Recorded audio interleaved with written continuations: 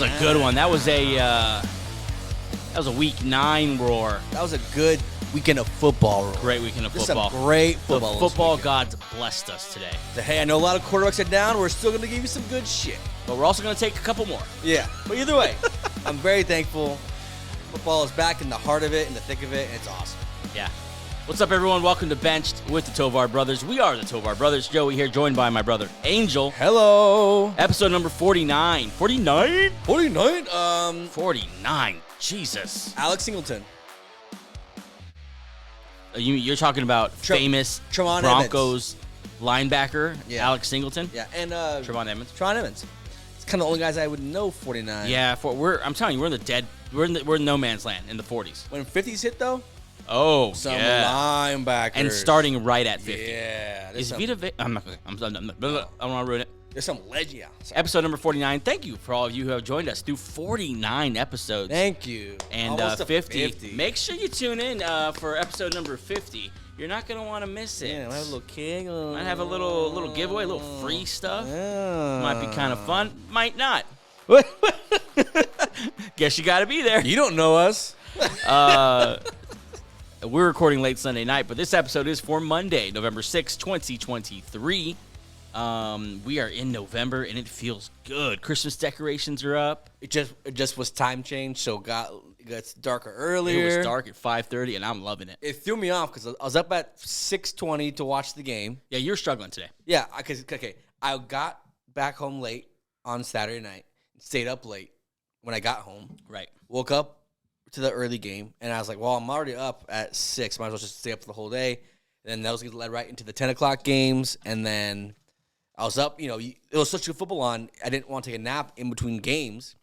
And then right when the Eagle game ended, it was only 10 minutes or 15 minutes between that and the Burrow-Josh Allen game. Yeah, there's no break today. No, so it was football all day. I'm thankful for it, but I'm also very tired. Yeah, today's schedule separated the men from the boys. The for fanatics sure. to the casual fans that you avoid at parties who don't know what they're talking about. Jeez, that's very specific. That's what I think of. The bench warmers from the non-bench warmers, Yeah. I like to say. It was a great day of football. Week 9 did not disappoint. We got marquee matchups, and then like we do almost every week this year, we got matchups that weren't supposed to be that exciting that were fantastic. I remember when Red Zone was great stories. Red Zone was popping today. If Absolutely. you don't have Red Zone, it will change your life. I didn't experience Red Zone until like last year, and it changes your life. You don't miss anything. Yeah, I mean, we're taking advantage of this year. We're taking advantage of the multi-screen. Yeah, if you're like me and spent a freaking mortgage payment to watch NFL football this year, you're enjoying it. Angel's enjoying it on my TV. Yeah. With my login at home. I don't care. Why if not? You say that as I am enjoying football. I enjoy many of your logins. Yes. Like I said, this is for November 6th. We're excited. Winter's here. Hope you had a great Halloween, and hope you have a fun time now gearing up for Thanksgiving. I love Thanksgiving. This time of year is just different. It's just the best. It's elite. Even if you live in L.A., I know there's no snow or whatever. It still gets a little cold. I hope it gets colder because because I get all you know me. Like I want it. In my mind, we are on the East Coast somewhere, 4 feet deep in snow. Yeah. Freaking Santa Claus is coming to town. Yep. And but sometimes I psych myself out when I'm getting ready. I dress super warm, and I step out and it's 80 degrees. Yeah. And I'm dying. Yeah. So anyway, I digress. If you're watching here on YouTube, thanks so much for joining us. If you're new here, welcome to the show. Welcome. Hope you enjoy it. We are the Tovar Brothers. We talk NFL football every Monday, Wednesday, and Friday, and everything around the NFL football. We've talked Taylor Swift this year. We've talked Haley Steinfeld this year. I think early on we talked a little bit of Kim Kardashian. Remember those Kim Kardashian Tom Brady rumors? Oh, and OBJ as well. too, yeah. Thank God those weren't true. I mean, the OBJ ones might be true. Yeah, she gets around, so it might be someone else. She truly does. But yeah, if you're new to the show, thanks so much for joining us, and we've had a great time. We're almost 50 episodes in, and like I said, we come to you 3 times a week. Please subscribe to the channel, like the show, and hang out here with us for about an hour. Yeah, see how we feel, and tell someone about us. That'd be great. Yeah, about the show that you just tuned into. If you're new and if you listen to it every day, thank you once again. We really do mean it when we say we're thankful for you. Yes. We're on we're on the back end of things. We see the views and the whatever, and we're like the same amount of people. It's like, these guys are great. Love it. I just realized, so we wear many hats here as podcast creators. No pun intended, because we are literally wearing 2 hats. That too. Yeah. There's lights on here that aren't supposed to be on, but whatever. Oh. Guess we'll just roll. Oh with yeah. it. Whatever. Welcome to the show. And if you're listening on Apple or Spotify, wherever you get your podcast, thank you so much too for joining us. Gracias. We love you. Leave a review, and then of course follow this show, follow us, follow the NFL Between the Show on Instagram, X, and TikTok. Search at Bench Show for all the latest there that we put up. Reaction, funny stuff, intense stuff, football stuff. Yeah. We do it all. And thanks so much. I think that's the whole little housekeeping thing I have there. It was a great weekend, like we said. We're not a college show, but I want to bring something up real quick. Okay. Say you're sitting there with a number overall pick in one of the most anticipated drafts in a while. Okay, so I am the Carolina Panthers. No, wait. I'm Nope. The Chicago Bears. the Cardinals, actually, now. Or the Cardinals, Yeah, or the okay. Broncos, one of those teams. Okay. And there's a guy named Caleb Williams, I've heard of him. right, that is supposed to be the pick there. Got you. You flip on the tape, and the first video that pops up is him running to the stands to his mother, digging his face into her breast, and sobbing. Is that the guy you want? I think the only person who was like, I just am okay with crying was those T.O. clips. When T.O. was like, that's my quarterback. Yeah, I'm That's like, also very not genuine, but yeah. but that's one guy I'm like, he's a Hall of Famer. But it was weird. But passion. So I guess you like the passion, but it's a little weird. Yeah, I'm not judging the guy for crying. Whatever. We all cry. Yeah. Real men cry. Believe me, when It's just very, sorry. I was talking about when Game of Thrones, when someone dies, but yeah. Oh, the Red Wedding? Yeah, by wedding, like every Spoiler man, alert. every man in America cried when. I won't tell you. I won't spoil it. Just But yeah, it was interesting, like, to do that in front of the world. I think that's the part. It's fine that you did it. Like, if a story would have come out that, hey, Caleb Williams after the game actually was with his mom and he shed some tears, no one's batting an eye at that. Yeah. Whatever. Okay, yeah, we get it. You guys, Tough loss. You guys have lost 3 in a row, right? And you haven't. Sorry, I shouldn't put you on the spot that, but you haven't necessarily looked fantastic in all of them. He's looked okay. He's looked good. But just that he did it in front of the world is kind of interesting. Oh, like he wanted people to see him cry? No. I'm not saying that. I'm saying just to choose whether it was to have everyone see it or not. Well, I mean, to choose that moment. you take it as passion, so you're not really mad at it. You don't really see these guys cry. I've seen guys cry at the end of playoff games. You always see guys cry for that one. Yeah. So maybe he just, he's really passionate. But yeah, no judgment. I just thought it was it made us all feel a little weird. Yeah. Sobbing. But shout out to Caleb Williams. Yeah, shout out for to being brave enough to cry in front of passionate. Passionate. Shout out to passionate men out there. Yeah. You know who you are. Yes. It was a good day, though, in the NFL. Like we said, some cigars were lit in certain locker rooms in Las Vegas. Yep. Very exciting. Some fantastic post-game speeches there by Antonio Pierce, new head coach of the Las Vegas Raiders. The vibes over there were phenomenal today. Yeah. They blew out the Giants. Yep. After, they were just all about, this is a new start. This is a new beginning. The last 2 weeks were hell. Yep. This is a new era. And it's just like, I'm not even a Raider fan, but like, good for the Raiders and those superstars that they have in their building for being like, finally, someone, we're not the laughing stock. I saw a smile on Max Crosby's face today. I saw a smile on Devontae Adams' face, on Josh Jacobs' face. Yeah. It was, it's cool to see the guys having fun, even though they very much still suck and are going to have to come back next year and try again. Yeah. But it's cool to see that dark cloud not over them anymore and some interesting stories coming out about how that all went down. We're going to get to that in a little bit, but that's pretty funny. Other things going on today. Deshaun Watson played. Welcome back to the NFL, Deshaun. Yeah, he played pretty well. Yeah. 2 touchdowns, you said? Yeah, one was like a tip touchdown, but still counts.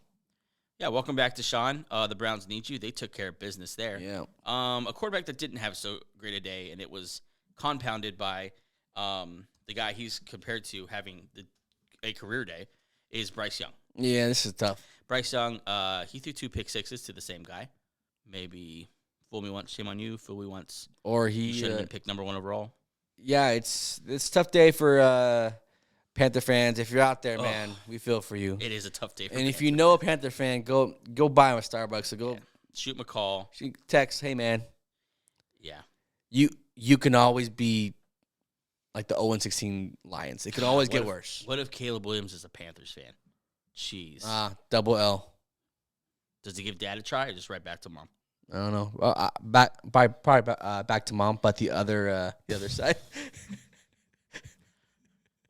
Shout out to you for controlling yourself and saying other side. I could have said like 3 things. I was Yep. like, let me see. You said other side, and I'm proud of you. I want you to know that. Okay, thank you. Let's get to the news.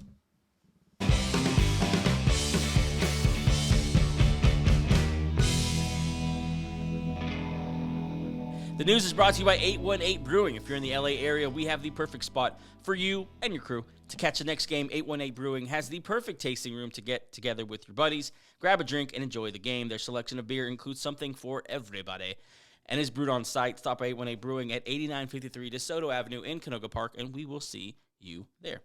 Okay, into the news here, and I want to start with this Raiders story because it's freaking hilarious. Yes, I know exactly which one. Before firing Josh McDaniels, the Raiders had a team meeting where players directed their frustrations at McDaniels and unloaded on him. God, I wish I would have seen that. I just want to be a fly on the wall for that one. McDaniels had Antonio Pierce speak on his behalf. Problem, he took your job. Yep. And Pierce brought up the Giants 07 team. What a savage move. I love it. That beat the undefeated Patriots, who, if you remember, Josh McDaniels. He was a famous. Yep. He's a famous Giant. Yep. Giant. Explaining how that team believed they could beat anyone. Pierce said that the Raiders need to have that kind of mindset. The players loved it, but Josh McDaniels didn't. Report this according to Jay Glazer too. Jay Glazer doesn't mess around. He has a real source. Very much plugged into everything Yes. NFL. Josh McDaniels told Pierce after that meeting, "Don't ever talk about the Patriots like that. Don't talk about Daddy." That he is such a joke head coach. It was at that moment. I hope he never gets a head coaching job ever in college. He won't. Every time he does it, he messes. The players hate him after they're done with him. So, say your team fires their coach this year. Are you more likely to give it to Lane Kiffin or Josh McDaniels? I'll go hire Jeff Saturday before No, you got to choose one of the terrible guys. Who? Lane Kiffin or Josh McDaniels? Lane Kiffin. Wow, that's bad. Because Yeah. Urban Meyer or Josh. I'm selling the team. If that's my choices, I'm selling the team. I don't want any part of this. No, to say that. It's just so. Why bad. would you even say? Why? You're the Raiders head coach. Why are you defending another team? Yeah, you know what? It's kind of funny too because the one thing that has made him Josh McDaniels, the connection to this Patriots organization is the one thing that's kept him from being a head coach, like being a good head coach. He's just so tied to how the Patriot way and the Patriot legacy and the way Bill does it. And you've heard players come out now saying that they don't have to walk on eggshells anymore. And you kind of get an insight into what that locker room was like. Just a dictatorship. And it's just Josh McDaniels walking around in Bill Belichick's pants looking like a damn fool. Yeah, like, I'm actually smarter than Belichick. Or he probably said some wild stuff in there, but I'm glad he's gone. I'm glad the Raiders now have a fresh start with Antonio Pierce. Look, you never know. Head coaches come out of nowhere maybe. And there was news that they would interview him for the full times, next year as they go through head coaching hiring. I'll say this. I'm skeptical of him until I see it for several seasons. Yeah. Like, I'll be skeptical of him. Yeah. Because he has no coaching experience. There's people who have worked very hard. Yeah, like Jeff Saturday last year. You're just like, okay, we'll do this year and we'll see what happens. But most likely they'll hire Most likely he's not the guy. But that rarely works out where some. But at least now he has that. He can get a higher paying job. He could be a coordinator somewhere. He skips so many steps. Yeah, just by doing this. Yeah, he skipped a ton of steps. The Jets were trying to make a move on this. I keep wanting to say Oakland. This Las Vegas Raider roster. They reporting this is according to Adam Schefter. They had hopes of reuniting Aaron Rodgers with Devontae Adams. Tried to trade for him at the deadline, and it was ex-nayed by the owner, and then they fired Josh McDaniels.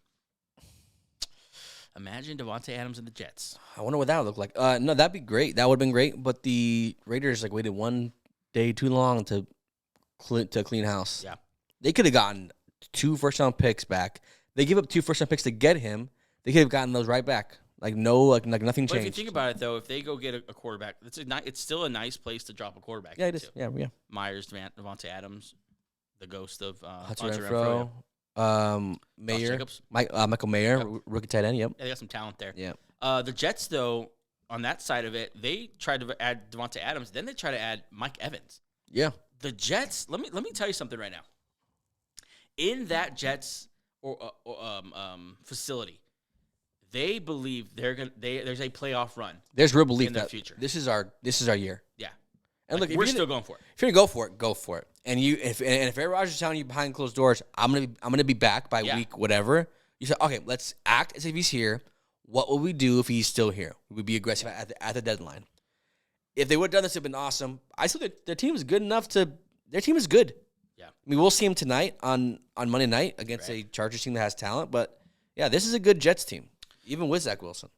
Shout out to the Jets, man, for keeping that kind of belief and then putting their money where their mouth is and making big moves. I love it. There wasn't a hint of the Jets being sellers at the deadline. No, they are going for it. Love it. I saw this story and you ever hear one of those guys and you think I either want him on my team or I want to go into all out war with him. A lot of guys like that. Yes. Defensive back special teamer Tyson Anderson of the Cincinnati Bengals last week tore his ACL early in the game. Played the entire game. This week or last week? Last week. Okay. Played the entire game. I think it was last week. Pretty sure it was last week. And then after confirmed that he did tear his ACL with a tear. Played a game. What a freaking man. Played a game with a torn ACL. Played an NFL football game with a torn ACL. Backup, so he's running down kicks and punts. I mean, I don't know. I'm not going to pretend like I know a lot about Tyson Anderson, but he's a defensive back special teamer. So you got to imagine. Oh, yeah. He's a gunner. Yeah, he's one of the guys sprinting down the field on punt coverage, kick-up coverage. Yeah, he's not a wedge buster. He is flying down the field. Good for you, man. And I promise you, GMs around the league know that. Next year, when they're looking for a guy to put on their roster to fill out the roster, they will call you up because they want to. This guy's tough. He'll play. They're also not going to pay you because you tore your ACL, but you'll get a camp invite. No, but this is guys. You have to make the NFL any way you can. He's fighting for his career. So I'll play with it with the torn ACL. Yeah. So good for him, man. Shout out Tyson Anderson. You're a man. Yeah. Okay, a couple of injuries here, and he's just some terrible injuries today. Yeah. That just suck. Let's jump right into it here. The Vikings fear that running back Cam Akers tore his Achilles for the second time in a couple of years today versus Atlanta, and that's straight from Kevin O'Connell. This might be. He had the remarkable recovery comeback. Amazing recovery. So, wait, did he do the Aaron Rodgers recovery thing? I think he did. If we did, we weren't privy to him doing it. It wasn't a thing yet. Yeah. Yeah, he just did it. Yeah, and what I mean by that is they're doing a pretty much an experimental procedure, like a sped up process to heal the torn Achilles. Also, not great news for Aaron Rodgers, and I think Dobbins is going through it right now too. That tore his ACL or his Achilles again, but it sucks for Cam Akers. You kind of wanted him to be good in Minnesota. Yeah, he's gonna be one of those guys who it's just like, man, he had all the talent in the world. It's just tough break after tough break after Sean McVay after tough break. Yeah, it's just some guys have that luck. Yeah, shout out to Cam Akers. Also moving on here, quarterback Daniel Jones. The terrible nightmare season gets even worse for Daniel Jones and the Giants. They fear he suffered a torn ACL, and Daniel Jones most likely done for the season. Yeah, if you watch the play, his knee just gave out. Just buckled. He was in the pocket. He tried to make a move, and his knee just buckled. You knew it when you saw it. I remember I watching the sideline. You could see the players like they kind of knew. Yeah, this is tough, and they just paid him. Lucky enough, as a player, at least he got paid. At least he has guaranteed money. Where he got hurt now. If he was playing on a franchise tag, this would not have been. Obviously it's not guaranteed. Yeah. But the Giants are in a tough spot now. This guy tore his ACL late in the season, so he won't be ready for next season. Yeah. So either you commit to him next season, or you. Yeah, they have a lot of stuff they have to think over there. $82 million guaranteed in that deal. Yeah. To Daniel Jones, that's a big deal. Yeah. This is also a big deal, and it happened early in the day, and there hasn't really been much that came out about it. But Browns left tackle Jedrick Wills was carted off with a leg injury. He was put in an air cast around his right leg, and carted off the field, and he obviously did not come back. All I could find about it is Kevin Stefanski, coach of the Browns, said that they would get an MRI on Monday. And we were recording this Sunday night, so if news breaks before you hear this, then we just didn't have it. Yeah, and we'll post it on all social media platforms. Yeah. Follow there, search at Bench Show. Yeah. When that news comes out, just as soon as it does, because it will come out today on Monday, and we'll have the latest there. But man, this sucks for the Browns. Yeah. This offensive line is the most unheralded unit for the Browns. Just go through. They're just a good offensive line. They're good. Yeah. So they've lost Jay Conklin this year, Mm-hmm. and now Jedrick Wills. 2 huge hits there to the offensive line. Major hit for the Browns team. I mean, that's how important he is. Yeah. Sucks for them. Oh, God. So this year they've lost Nick Chubb, Willis for at least some time. Yeah. And then they've always already lost Conklin, and then Watson is still not playing 100%. Yeah, Watson's shoulder or something's wrong with him as well. Yeah. Oh, man. Last night in the not the nightcap. No, I'm sorry. The Eagles tight end Dallas Goedert. That wasn't the night game. That was a 120 game. But during that game, he fractured his forearm, and that's been confirmed. He'll go undergo an MRI this morning, Monday morning. That when you're hearing this, to see if there's any more damage as far as nerve damage, stuff like that. But the Eagles lose their tight end. He had a good couple games too. He was figuring out a good season. Then he got hurt. But like we said during fracture isn't the worst thing. You'll come back this season, just a month and a half or whatever. Yeah. And they head into a bye, so that's a game where they don't have to play without him. They will play though the Chiefs, Niners, and Bills without him, which is tough. Football stuff, this is next man up mentality here for them. Everyone's missing someone. Yep. Look for Albert O, your boy, to step up. Obinebigwam. Yep, he was activated today, so you got to imagine a week to implement him, and then he'll be a part of the it's if I could park it here because I am an Eagles fan. It sucks because they're dealing with 2 new coordinators, right? Yes. So they're kind of learning, and you could tell Brian Johnson, their new offensive coordinator, was learning how to use Goddard, how to make him effective, how to move the chains with him. And so in that sense, it sucks, but at least it's not too close to the playoffs. So we have time to recover here. Moving on. The Chargers placed Josh Palmer on injury reserve. Not a huge deal as far as a superstar player, but the second receiver that's on IR so far for them this year, he'll be back, but Mike Williams, Josh Palmer. We're still, waited on bated breath for first-round pick Quentin Johnston. What's up with him? What's the problem? He had 5 catches for 50 yards or something like that last week. So maybe he's just maybe he's a late bloomer. We all know people are late bloomers. And you know what? We get impatient with these rookie receivers because of Justin Jefferson and Jamar Chase. But yeah, even with those guys, it was in the second half of the season after the buys that they really took off. Started picking up, yeah. Last story here. Early Sunday morning, Adam Schefter broke a story talking about Justin Jefferson and how the Vikings are going to handle his return to the active roster. His 4 weeks are up next week, next week, week 10, and he'll be eligible, but not necessarily will he be activated. Let me ask you this: they're in an interesting position. Obviously, everything happened with Dobbs today. We'll talk about that a little later. They're winning. They're in the thick of it. Justin Jefferson is unsigned. What do you do with him? This is going to help you. My solution is going to help you with many things. You leave it completely up to him. This sends a message to your team. We take care of our guys. If you don't want to play, you're not going to play. But also, you'll see what kind of player he is if you're winning and the vibes are high and he doesn't want to play because he's hurt or because he's has whatever going on. I will leave it completely up to him. Justin, you come back when you think that you're ready. We can.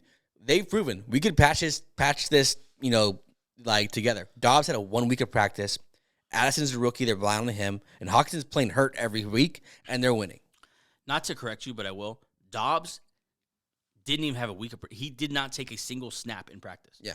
He was doing his first practice snaps moments before he entered the game for the Vikings. Yeah, like I'm saying, like Justin, take your time. Yeah. We will manage, and we know that you're the best player on this team. Right. So when we come back, we'll be ready for you. I would just take my time with Justin. I am not risking Justin Jefferson for a random game that doesn't matter. Right. Like all games matter. But when it comes to the end of the year, we need the must wins. That's when you want healthy Justin Jefferson. Yeah, Addison seemed to step into that spot decently. Yeah. They did lose KJ Osborne today, which might be. And then Cam Akers, obviously, they Cam Akers, Hawkinson had a huge game today. But, yeah, I think that's a good approach. I think put it in his hands, and that way if he does go down, he doesn't hate you as an organization. Yeah, and also you still would like to sign this guy long term. Proves to free agents that you bring in next year, they actually take care of their guys here. They let them choose when to come back or whatever. And there's only a couple of injuries that would really affect his money. Yeah. It'd be the big ones. I'm not going to mention it. I don't want to mention it. But, we'll see. Interesting there, especially for fantasy football. A lot of people counting on him, including myself. That's the news brought to you with A Brewing. Let's take a quick break, and then we're going to get to Ball Don't Lie. We listen. We watched a lot of football today. Yes. We watched a lot of Felt football. like 12 hours. Maybe it was 12 hours. Is that what is a Hansen say in NFL? 8 hours of underdog. Yeah. I forgot. We watched a lot of football today, and there's some things that stood out to us, and that's where we touch in Ball Don't Lie. Mm-hmm. Statements, visions, We'll explain it judgments. on the way back. Yeah. You don't like the way I explained it? Yeah, I do. You're doing a great job. I don't think you do. We'll be right back.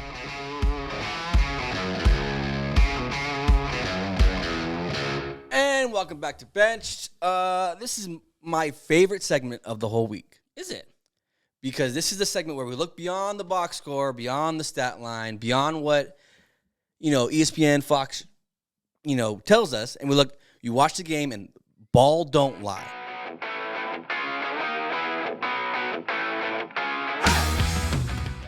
We all been on the court where someone fake fouls, or you fake a foul, or someone, you're playing pick a ball and it's like, well, shoot for it. And you miss it, and then you say, ball don't lie. Ball don't lie. Because the ball tells the truth, and you watch football, and you can go into it with the number 1 overall pick, Bryce Young, and you watch a play, like, ball don't lie, he's not very good. That's this segment where we tell it like it is beyond the box score. And I have one. Okay, you explained it better. I didn't even mean to. You nailed it. Okay, well, thank you for that. I appreciate it. What you got? Ball don't lie. The Dolphins just find a way to lose big games and cannot be considered Super Bowl contenders. Ooh, spicy. They are, I'm sure you've heard this stat a million times since Sunday, since you're hearing this podcast. They are 0-3 versus teams above 500 and are 6-0 against teams under 500. That's not very good if you're trying to win a freaking Super Bowl. Yep. They don't have a signature win, and in Sunday's loss, they lost on a bad snap. Of course, they lost a bad snap. Yeah. Against the Philadelphia Eagles, they couldn't stop them in the fourth quarter. Yep. And against the Bills, they got blown out. Newsflash: those are the types of teams you have to beat to win a Super Bowl, or to be considered in the elite core of teams that are capable of winning a freaking Super Bowl. Right. Combined quarterback stats allowed in those losses are 8 touchdowns, 1 pick, and throwing 75% against them. Offensively, they're high scoring. They're elite offense. Only score 17 points a game in losses, which is lower than the Jets, Cardinals, and Panthers points per game. That's the most concerning to me. So that means in losses, they can't stop anybody and they can't score. Yeah. How do you consider that team a playoff contender, a Super Bowl contender, if they can't perform in the brightest lights on the biggest stages?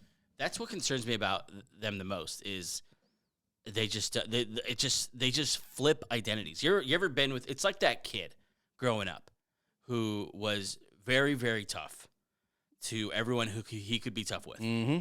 And then that one other kid came, and all of a sudden, this guy talks different. All of a sudden, he treats everyone else different. All of a sudden, he's a different person. I feel like the Dolphins, when they step on the field with an elite team, they're just different. They're not the same team. Like, I mean, you're an Eagle fan, so you watched the Philly game. Yep. You were scared, but you never felt like, okay, they can win this game. Because they never really, in those games, they don't ever set the tone. That's the problem with them. They take what gives, but they don't ever take control. Today, they had every opportunity in Frankfurt, Germany, against the Kansas City Chiefs to win the game. They just never did it. And then they ended on a bad snap, which ended to like a sack, and it was just bad. And it was ugly. Yeah. You just don't trust this team. I don't trust this team at all, and I'm not considering them Super Bowl contenders at all in the AFC, especially with the emergence of the Bengals back. And I'm not considering them contenders at all at this point. Yeah, we warned you, Miami. We warned you. We told you that when you lost to that first game against the Bills. Mm-hmm. That was a big. That was the first one against the first team. one. Yeah, there was whispers. Yeah. Then you lost to one of the Eagles. They got a little louder. Yeah. It is blaring. It's so bad that was like the first or second question that they asked Mike McDaniel after the game ended. And it will be. Like, why can't you win big games? Yep. And it will be until they do. Like, there's no escaping that. Like, you're good. No. That's what you're going to be. And I don't know what it is. I don't know how you go from a team that drops 70 in a football game to a team that can't break 20 against a good team. It's not like they have lack of talent. They're 6-3. They obviously have talent. Right. They obviously are. They have one of the best playmakers in football. And they're still very much in this whole thing. Yeah. Like, let's be honest. But, yeah. But the record might be fugazi if they can't beat good teams. Yeah, I mean, I'm interested to see where they fall in your top 10, but give me the Raiders, give me the Bengals, give me the Bills, give me the Chiefs. So, give me the Jags. Yeah, bottom line, the Dolphins should not be taken seriously as contenders because they can't beat good teams. Is it my turn? Yeah, go ahead, man. Let me tell you about a team that can beat a good team. Oh, here we go. Ball don't lie, the Bengals are back. Man, all the way back. Yes. Started from the bottom, now we're here. Literally. As one man once said. Who said that? Drake. Iggy? Started from the bottom. I don't like Drake. Okay, well, no, Drake's fine. Go ahead. We won't get into this. We won't get into because we always fight when we do this. I don't want to talk about this. I make Angel very mad. Yeah, go ahead. Talk about Drake. Anyways, the Bengals are back. They win today 24-18 in a good game against the Bills. Honestly, 24-18 is a one-score game, and it was good football. It was Josh Allen being who he is for that Bills team, which is every damn thing. And the up and downs is part of Josh Allen. Yeah, and it was the Bengals right back to where we left them when they were last good. Mm-hmm. Joe Burrow overcoming a terrible line, 2 elite receivers, and a defense that just is on a string because they've played with each other, they're battle tested, they're veterans, they're unselfish, they're a true defensive unit, and the Bengals come back all the way. They're 5-3 now. They've won, I believe, 4 in a row. They're right there in the thick of things in the AFC North, the toughest division in the NFL. By a wide margin. Ravens 7-2, everyone else in that division 5-3, and they're right back in the thick of it. And there's, if not to be condescending, but I am so freaking proud of them. I'm so proud. Honestly, if you're a Bengals fan, yeah, because you heard all the noise. Oh yeah, Burrow's not gonna be healthy this year. Even this year. Even we said, "Hey, shut it down for 4 weeks." We didn't say they were done. What were they 1-3 at some point? And we said put Burrow on a short-term IR, but they just gutted through it. What's impressive, and this is what I'm talking about. Take notice here, Miami Dolphins. What's impressive to me about them is on their way back, climbing out of this hole, right, digging out from this terrible spot they're in. 1-3, I think. They beat the Seahawks. They beat the 49ers, and they beat the Bills. Those are quality teams. Those are Super Bowl teams. Those are what – that's yeah. Sorry, go ahead. That's how you do it, Miami. Mm-hmm.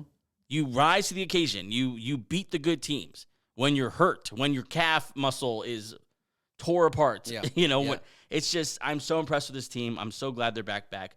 On Friday, we said, listen, we're going to see if Joe Burrow has brought him not only back to relevance, but to – legit Super Bowl contention. Mm-hmm. And that's what they are now. Yeah, it's always fun. I think we said this during the game. It's just fun to see the Bengals back. Because it's hard to not cheer for Burrow.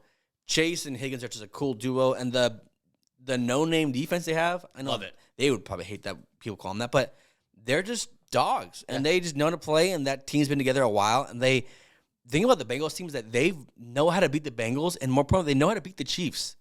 They have a very good record against both of those teams. So it was great to see them back. Good for the Bengals. They are all the way back. What you got? Ball don't lie. Just give C.J. Stroud the freaking rookie of the year award already. Just give it to him. This was fun. Ball don't lie him. On the season, 14 touchdowns, 1 interception. Wait, is that real? That's for real. He's only done 1 pick still? 14. I forgot. He has so many good things about him this year. I forgot about his whole non-interception I'm about to list you all the freaking records he broke. Bring it. Okay. He set an NFL record with most passing yards, hitting 470. He also, earlier in the one that you were alluding to, he set an NFL record with most attempts without throwing a pick. That is 192 attempts as a rookie without throwing a interception. Yep. He's the only rookie in NFL history with over 400 yards plus 4 TDs and 0 picks. The only rookie ever. Wow. Okay. He's only the 6th QB, rookie or non-rookie, to start a season with 1,200 yards and no picks in the first 4 games, joining Aaron Rodgers, Patrick Mahomes, Peyton Manning, Drew Brees, and someone named Tom Brady. Wow. Basically, he's breaking records, and he's a rookie. And look, Jordan Addison is very good. Okay? He's very good. Yes. Puka Nacua, very good. Yep. CJ Stroud is the rookie of the year. You watch him today. Absolutely. He had 49 seconds or 46 seconds. Oh, yeah. 2 timeouts left. Yeah. From the 25 and drove him down the field with. So impressive. And also, we give a lot of the Bryce Young thing is like, oh, he doesn't have weapons. We had no idea who the hell Nico Collins was. Oh, we saw what he did. was. Noah Brown was a cast-off from the Cowboys. Yep. Tank Dell was laughed at because he weighed 165 at the draft. Yep. And Robert Woods got cut from the Titans. Schultz, another cast off. And Schultz, yeah. And he's just bringing these guys. They had 4 players today with over 100 yards. Yeah. Yeah. CJ Stroud is how they say the truth. Yes. He is him. However you want to say Himothy. it. He is Himothy. Yeah. He is the man. He's the man. Back in my day. Yeah. He's so boss. He's so boss. That's all. He's everything. Yeah. He's giving me champion. He's giving me elite. He's giving me elite. Yeah. I cannot give enough of CJ Stroud. Yeah. He's so fun to watch. He's so smooth. He's so smooth on the field. He's always under poise. You never see him losing his temper. Yeah. You see such poise in this kid. You see him literally going through reads. You can almost see his brain working. It's so fun to watch. Yeah. At that age, in his rookie year, he's so impressive. And now the numbers are just following what everyone. If you were paying attention early in the year, you saw this. Mm-hmm. The numbers weren't quite there yet, as far as big games, touchdowns, and these kind of games that we're talking about. Yeah. But the numbers are here now, and I can't wait to see what he does going forward. Like you said, Nico Collins was nothing last year. Nothing bad against Nico Collins. He was just potential. What could be Nico Collins? Tank Dell. What is Tank Dell with a Bryce Young or a lesser quarterback? A Davis Mills, if Exactly. Davis Mills was still there. And he's made things out of Robert Woods this year. Noah Brown. Just so many guys that he's just doing, and he's a leader. Yep. He speaks about that city and about that organization with such pride. He's all in on them.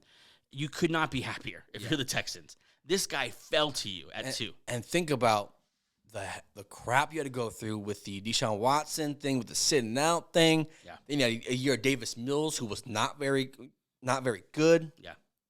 Now you're the light at the end of the tunnel is this quarterback who's breaking records as a rookie. Yeah. And is probably one of a top 15 quarterback right now.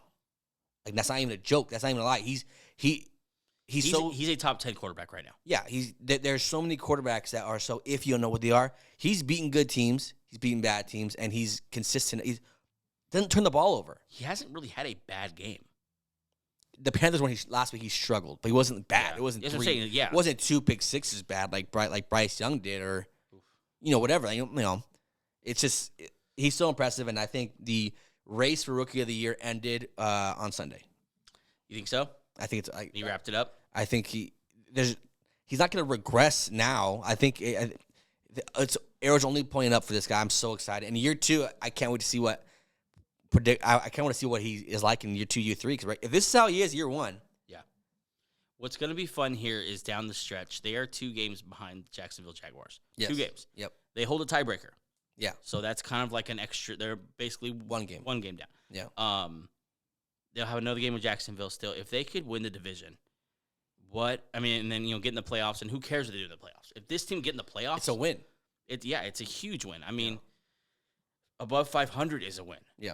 And it's incredible momentum. I just hope, please, Houston Texans, handle this guy right.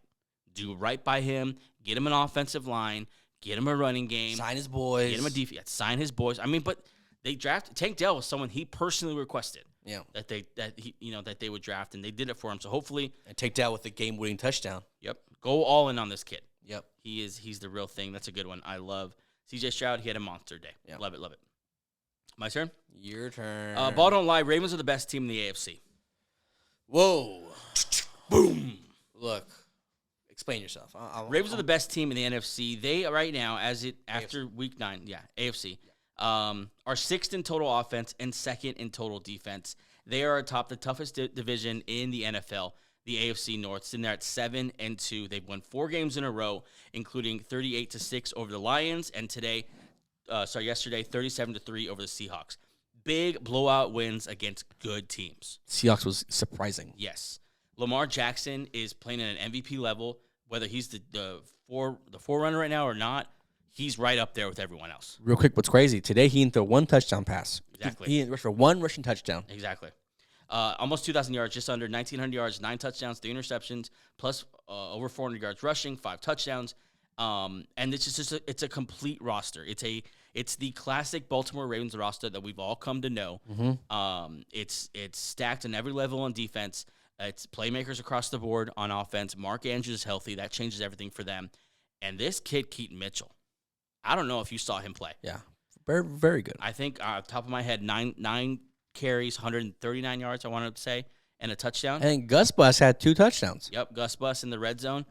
We were just saying something about Stroud rising, letting these players play better than what they actually are. Yeah. Lamar Jackson, look, that wideout core, OBJ, not, whatever. Yeah. But making it work. This is what good teams do. They make it work. Dolphins. Their number one receiver is Mark Andrews. Yes. So they can get away with a lesser Yeah. wide receiver core. And then Zay Flowers has been a nice rookie. Bateman and OBJ mixing in there. And I think Nelson Aguilar as well. Aguilar and Duvernay.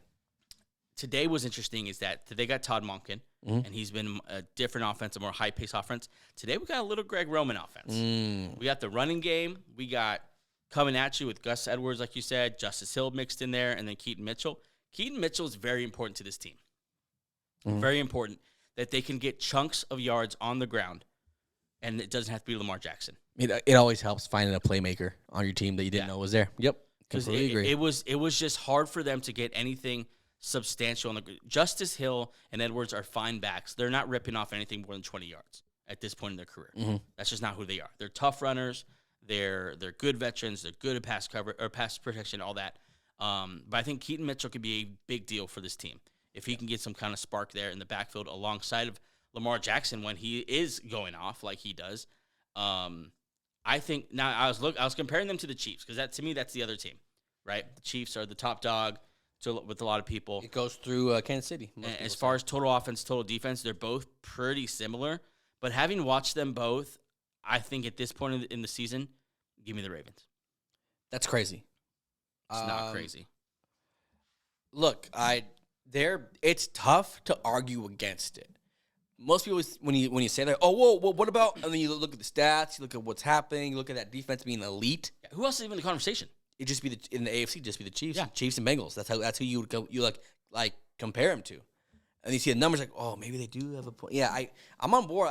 I've been on the Ravens since week 1 as far as this team is good. They always build a great roster over there, and now it's just showing. And they're in a division where they're in a division, the AFC North, where wins are not easy. Those are good teams. When it comes down to the thick of it, when it comes down to these games that must win, you trust the Ravens because they could run the ball and they play defense. That's the backbone of teams that can't do much. If you could run the ball and play good defense, you can go a long way. And they could do both, plus Lamar Jackson. In 2 weeks, they'll host the Cincinnati Bengals.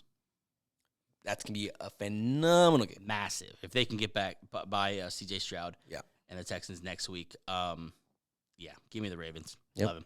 What you got? Bottom line, Josh Dobbs is going to lead the Vikings to the playoffs. So you went all the way with it. I love Josh Dobbs. Yeah, tell me about it. Look.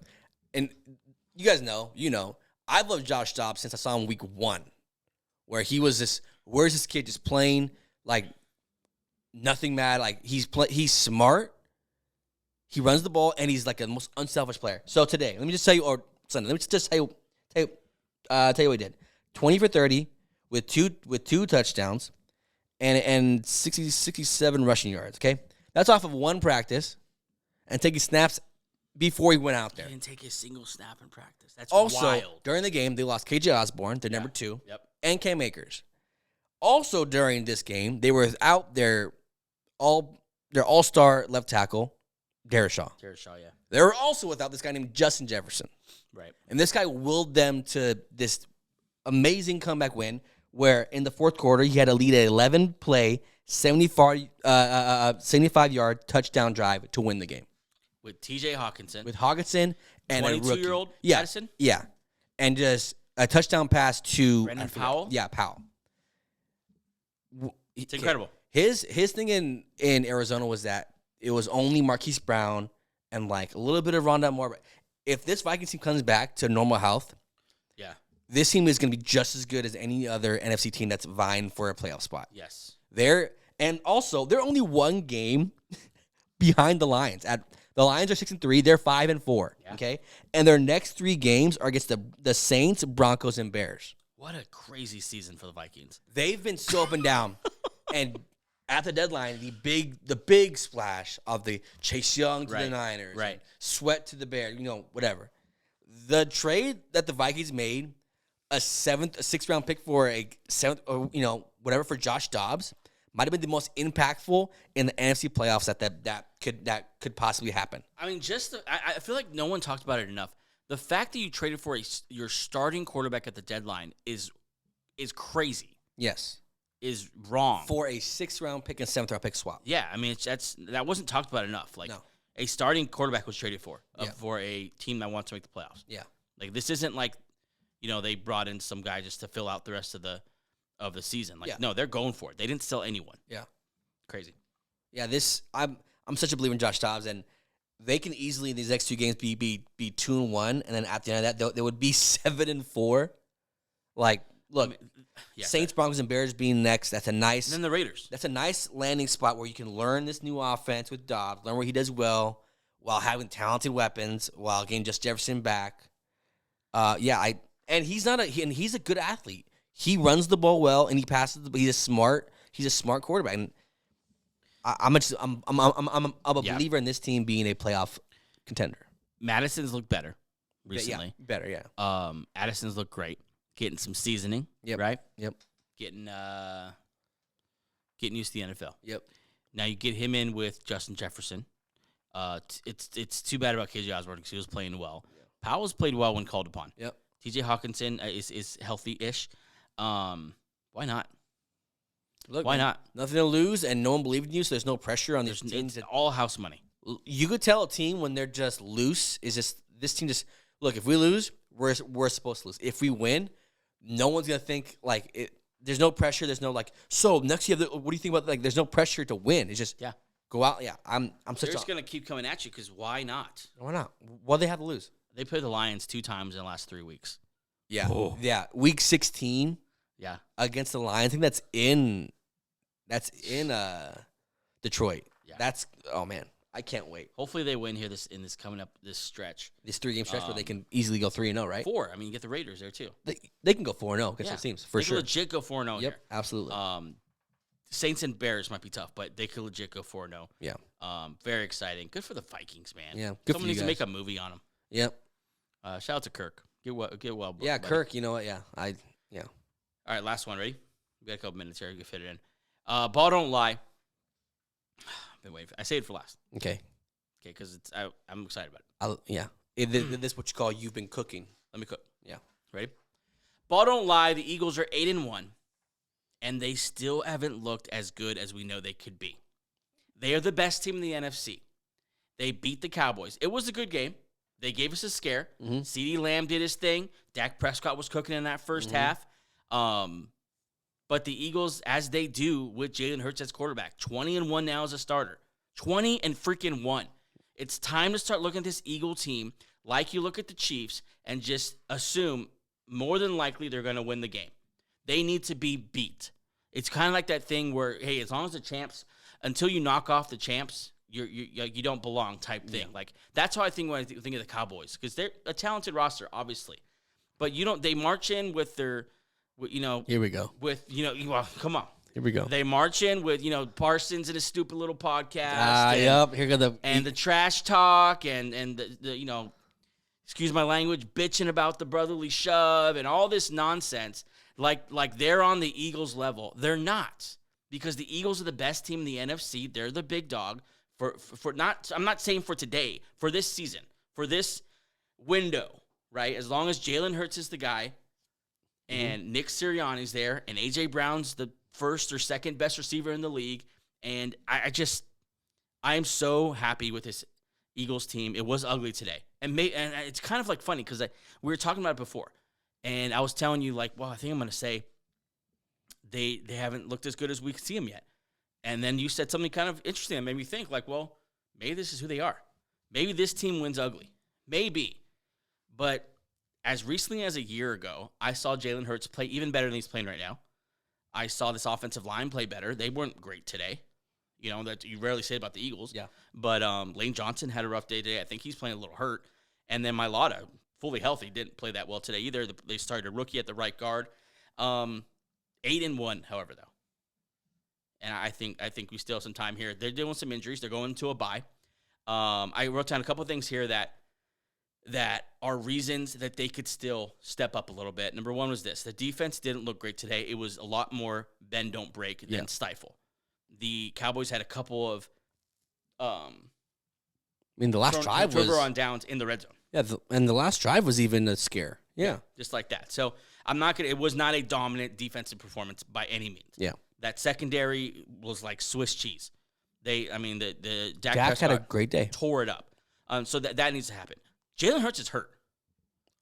Very much so. And it's not a dramatic thing. It's not a tough guy thing. Watch he him is legitimately hurt. Watch him walk. Yeah. He's hurt. Yeah, he refuses to tell you what it is. He refuses to make it an excuse. He left the game today after he got speared in the knee by stupid Dexter Lawrence or whatever his name, or DeMarcus Lawrence. He's a nice guy. He hit him low, and they should have been flagged for that. But anyways, he left the game for a little bit, came back in the game, and when he was asked about it after, he just said, well, how about the defense? They played really well today. I love that the leader he is. He's hurt, though. So that's a reason why they can play better. Last thing is this. They're still adjusting to these new coordinators. They're still adjusting to them. Like, it's just when ripping out two new coordinators and installing ripping out two old coordinators, installing two new coordinators takes a while. And I think they're still adjusting to it, and I think that still has some room to grow. But all that to say, 8-1, going into a bye, very excited about it, but a gauntlet coming up. An absolute gauntlet. You play the Bills, Niners, and Chiefs your next 3 weeks without Goddard. And I think though that's perfect though. That's what I want to see. As a non-Eagle fan, bring it. As a football fan, when I see the Eagles and you see how they play and you see how they win, you're just like, they're gonna just do whatever it takes to win. Right. It does not look pretty. The only thing pretty about this team is the connection between Jalen Hurts and AJ Brown, which is elite. Yeah. But besides that, the tush push not very pretty. The run game is It was Swift. Now it's Gainwell and Swift. And defensively, their corners do not play they're not playing the same as they were last year. Yeah, I still love their D line and O line. That's the best part about this team. Fantastic. O line, D line. But yeah, they're not the same. But some teams, look, maybe you become a better team if you have more stuff to overcome. Right. Maybe this is why they're better this year, or up here. Maybe they're better this year because they're overcoming so much more than that they had to do last year. Lack of consistency at coordinators will obviously help. Well, right. not help. And this is just maybe who they are. This is how they win, and they're winning. Yeah. We rip the Dolphins because they have, they've been mainly healthy and losing. Eagles have every excuse. Their quarterback, you watch him walk to the halftime tunnel. He's limping, his shoulders down, he's hurt. Okay? You watch so many of these players play tonight, and they're playing hurt. You saw Jalen Carter out there playing hurt. Right. So, and Cox Fletcher Cox was in and out of the game. That could have been worded a lot differently. But yep, story of his life. But yeah, no, this team's just tough and gritty, and the reason why they're 7-1 is because they're tough and they're gritty. And it seems fun to watch in like a weird, tough football guy way. Like a guy from 1964 would love this team. It's just tough football. But when it comes down to it, this is what separates the Super Bowl contenders from the pretenders. Dolphins. Yeah, whoever it may be. Certain teams find a way to win games because these teams were neck and neck until it came time to win the game. And then one team found a way to lose the game, and one team found a way to win the game. They're good at situational football. Exactly. They thrive in that. They beat the Cowboys 28-23 going into a bye, like I said. And that's it for Ball Don't Lie. Yeah. What a freaking week, man. Next we have a High five football. Yeah, high five football. Next week, also a good week. Yep. Eagles are on bye. Let's take a quick break, and then we're going to get into a Monday Night Football preview. Mm-hmm. The Jets taking on the Los Angeles Chargers. Going to be a fun one. Yeah, it's in New Jersey. Yep. So we'll be right back. LA boys going back. We'll be right back.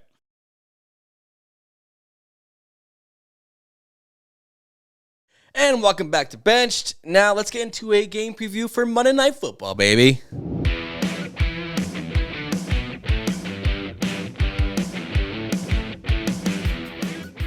Oh man, we got a fun one on Monday night. The 4-3 Jets visit the 3-4 Chargers. This is actually one of the lowest over-unders at 40. Not a lot of scoring up. Apparently a fun one. Yeah. The Jets coming off a pretty good roll here, and the Chargers trying to figure out what the hell to do with Brandon Staley. Obviously, you know where I stand with him. I don't like him. I don't want to talk about it anymore. Over under 40. This is going to be in MetLife. I'm sorry, but in MetLife. And hopefully, this is when playing in those East Coast cities gets kind of cool in this later November, December, some snow, some cold weather. I checked the temperature; it's going to dip into the 40s. Guys take off their helmets, and then you see the steam coming off their head. Also, you got to remember this Charger team has been practicing in LA. Yeah. They've been warm, not a lot of winter clothes. I mean, we're there. from LA, but the stereotype about us is that we go to East Coast like, oh, they don't know how to handle the cold. You're right. Yeah, that's exactly right. And we don't know how to handle the cold. Nope, because you grew up where the sun is always shining. Yeah, we visit the snow for no longer than 3 hours. That's it. But anyway, this game's gonna be so freaking fun. Just a few quick tips. In the last 5 meetings, the Chargers have put up are 3-2 against them. So this is kind of anyone's game. But I don't think I remember a lot of good games between these two teams. I was trying to think. I don't remember a lot of memorable games between the Jets and the Chargers. Yeah, not a classic rivalry by any means. I mean, it should be interesting that the Jets are coming. I mean, they've won 3 games in a row. Yeah. Like the Jets with Zach Wilson have won 3 games in a row. And every win is huge for them, man. We have counted out on this show. I've been very harsh against Zach. Yeah, you have. Zach Wilson. You Zach really Attack. have. Zach Attack now. The Zach Attack, yeah. This team has a winning record. And for this team to come back after the big emotional loss on Monday night, where Aaron Rodgers came out with the flag. God, that feels like forever ago. 4 plays later, he tears his freaking Achilles on Monday night for the whole nation. And now they're 4-3. And their season is in their hands. This team is just fun to watch. Yeah, weirdly enough, on defense. Offense, close your eyes, a little bit peeking through the fingers there. I mean, one of the worst offenses in the league, but they've given the Eagles their one loss. Mm-hmm. They've won 3 in a row, like we've said, and this Chargers team has certainly showed that it is not above losing to an inferior roster, and that's really what this is. The Chargers should win this game. Okay. Let's park it for the Chargers side for a second. Okay. What do you think the problem is there for this? What do you think the Chargers? They're 3-4. This roster is not a 3-4 roster. Yeah. What do you think is happening there? Help these Charger fans get through these mental gymnastics that they're doing in their head while they're 3-4 with Justin Herbert. Yeah, I mean, to me, obviously you're not in the building, so you don't really know. But to me, a lot of it's coaching. Mm-hmm. A lot of it is Justin Herbert being treated like he is an elite quarterback when he just isn't yet. He very well could be. That's the thing is that when you say that, people immediately put the guard up. Oh, Herbert's a good quarterback. He's a great quarterback. 1,800 yards, 13 touchdowns, 4 interceptions. Those are solid numbers. Those are not superstar numbers. Those are fine numbers. But he's just not winning games. The defense is a huge reason as well why they've been bad. Yeah. And then to me, I don't think Staley's a very inspiring head coach. No. I don't think they are particularly responding to him very well. I think it's time for a new voice there. And if they lose to the Jets, you're going to start to hear rumblings in prime time. Oh yeah, this seat's about to get real hot if they lose this. If it loses this game. Yeah, and they're crazy talented. I mean, like you've mentioned, Justin Herbert, Keenan Allen, Austin Eckler. They're obviously missing Mike Williams. He's a huge part of what they do. But Quentin Johnston, there to step in. I mean, there's like you said, there's no reason this team should be under 500. They should be up there with, us talking about the Ravens, us talking about Bengals, the Jaguars, Bengals. Yeah, all those guys. They should be right up there. And that's where we, predicted they would jump to, but they just have not made that jump for whatever reason. And whenever you see a team going through this where money has been invested, significant draft capital has been invested, and they're not showing results, when you see that start to happen, a coaching change is coming soon. Yeah, Brandon Staley, he got hired off of that historic defense by the LA Rams. He was defensive coordinator. Yeah, I think that's when they won, right? And then he got the head coaching job. Right. They have never had a good defense since he's been there. And that they've had amazing players. Look, not wasted. They've not used Joey Bosa his career well at all since Staley has gotten there. Yep. They had J.C. Jackson there. They shipped him out for nothing just for him to play elite against with the Patriots again. Immediately. Yeah. They're just I think the word is disappointment. I think if you ask a Chargers fan, how do you feel about the Chargers in the last 3 years? Just disappointed. Because it's always like there's always something in the way, and it's usually in the building that happens that they just can't overcome, that can't make that jump from good team to elite team. And they're in some close games where, like we just finished talking about, what separates these teams, man, are when it comes to winning time. Are you making those plays? Yes. Are you doing those things? And the Chargers, just for the last 2 years now, just have not.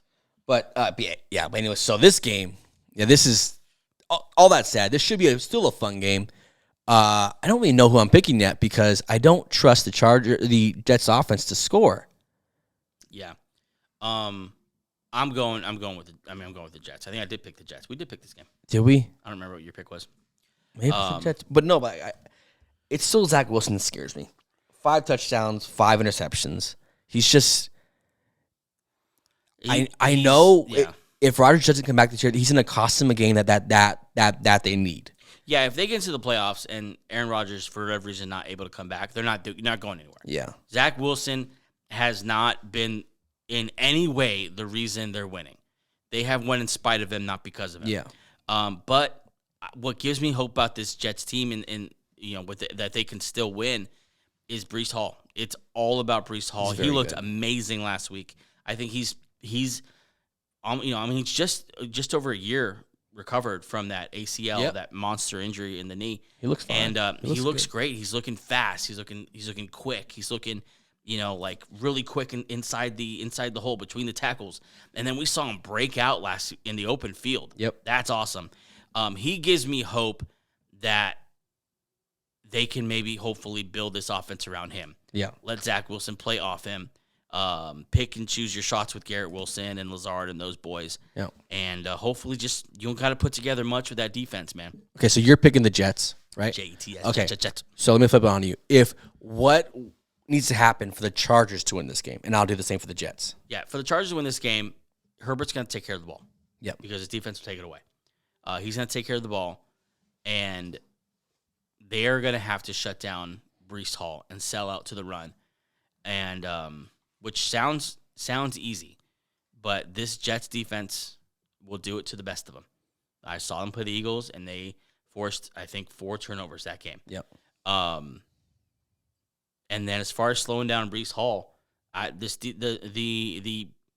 the problem with this defense has been for 2 years now. They cannot stop the run. Yeah. They're not a tough team when it comes to stopping the run. Literally, they're known for that. They have pass rushers. They have some names on that defense, but the Jets are going to line up and they're going to come at you, especially with that offensive line. Mm-hmm. They can't afford to really, mess around. They're getting Joe Tippmann back. They're getting Dwayne Brown back. They're getting some guys back here, and I think they're just going to line up and run at them. And the Chargers can't stop them. They're going to lose this game. Yeah. For the Chargers to win this game, for the Jets to win this game, Zach Wilson got to play as clean as he can. Yeah. Because you need to rely on that run game and play good defense. Like, look, they should not be throwing the ball over 22 times a game, if that. Run the ball. They need to use Dalvin Cook more. They need to just sell all out. We're a run-first team. Yeah. But you know how I feel about their offensive coordinator, former head coach of the Broncos, Nathaniel Hackett. I'm not sure if he's sophisticated enough offensive play call-wise to use 2 running backs, apparently. So, well, also, too, I don't know if I want to take any carries away from Breece Hall. I understand he's to give up some carries. But I don't know if I'm with you with giving Dalvin Cook more work. Why? Breece Hall leads the NFL in yards per carry. Or no, I'm saying like you take away pass attempts for running them. It's like you make it even less so. Yeah, you become more dependent on the run. Okay. What was I going to say? Yeah, I mean, I think hopefully they're able to. Hopefully they recognize finally, because we've been pounding. As soon as Aaron Rodgers got hurt, we said run the ball. Mm-hmm. That's the one thing that works. Breece Hall flashed in the first game. Run the ball. So hopefully that's the way they're going to stay in this one. Zach Wilson needs to stay in the range of about 175 to 200 yards with no interceptions. I don't even care if he throws for a touchdown. Yeah. Just don't turn the ball over. Throw it away if you need to. Throw it into the ground. Throw it at the receiver's feet. Whatever you need to. Make a couple of third down conversions. Maybe give Garrett Wilson a shot a couple times, and playing clean football. Yeah, that's what you need to do. Also, side note, we talk about this a lot about commentators. Always nice to have Troy Aikman and Joe Buck calling these games, man. They're the best, right? They're the best. They're the best. You can have you have nice tandems, but they're the best. They're the cream of the crop. There's a reason why ESPN paid them a ton of money. They're not going anywhere to leave Fox. They're probably my favorite right now. And then obviously I like Romo and who was the ESPN sideline woman who they let go of? Susie. Oh, Susie Colbert. Susie, is that her name? Yeah, Colbert, right? Yeah. Shout out to her. She was awesome. She didn't get on anywhere, did she? You know what? I haven't seen her. Maybe she's taking a year off because she's been working a long time. But yeah, she's goated. But all that to say, fun game coming up on Monday night, right? Yeah.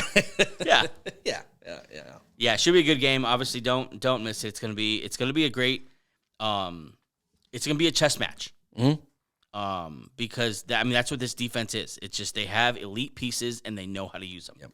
And with Mike Williams out, you're gonna get so much Sauce Gardner versus Keenan Allen. And Keenan Allen's playing like he's in his prime. What a matchup! Like that's a fantastic matchup. You're gonna get some good pass rusher, offensive line play. It's gonna be a fun game. It's gonna be a good football play. Yeah. It's not gonna be a lot of points. Khalil Mack having a good bounce back season, and Joey Bosa. Hopefully they both play against this suspect Jets offensive line. So should be pretty fun. Yeah, I'm pretty pumped about that. That's a Monday night preview. Very, very excited about that. Wrapping up week number 9. God, and then we're halfway already through. Here. Week 9. Halfway through. That's wild. Wednesday's show. We have Angels Heavenly 10. Angels Heavenly 10, version 10. Jeez. If just a little preview, I haven't done all the work yet. I've done some work in my head, but if you're a Dolphins fan, you're not going to like it. There's some major games this week, so I expect some big changes. If you're a Seattle fan, you're not going to like it. Really? Okay, yeah. If you're a Bengals fan, make sure you watch. Yep. A little teaser there. He pretty much gave it away. That's a classic Marvel tactic. Yeah. In the preview, just give it all away. Yeah, after this video ends, you have a post-credit scene coming your way. Just stay there. Stay there. Just let it run out. I don't care if it says replay or next video. Yep. Stay there. Yep. It's there's a trick. Post-credit coming. That's on Wednesday's show. It's also, like we said, episode number 50. And we generally do want to do something to thank you guys because we appreciate you so much supporting the show. This is not easy. No. And we love football, and because we love football, we love doing this. But we've enjoyed so much every single episode, and 50 is going to be cool. Halfway to 100, that sounds fun. That sounds like something to be proud of. Halfway to 100, this all just it's fun doing this, but especially fun when we have a community who we talk about football with, and it's fun. Yeah, yes, having a great time. Yes, that's the show for today. Thanks so much for joining us. Like we said, we will see you Wednesday. Angels Heavenly 10 version 10.0. Yep. There'll be news. There'll be updates on these injuries. They'll be looking ahead to Thursday Night Football. Fun stuff, baby. 10's coming. We'll see you Wednesday. Bye.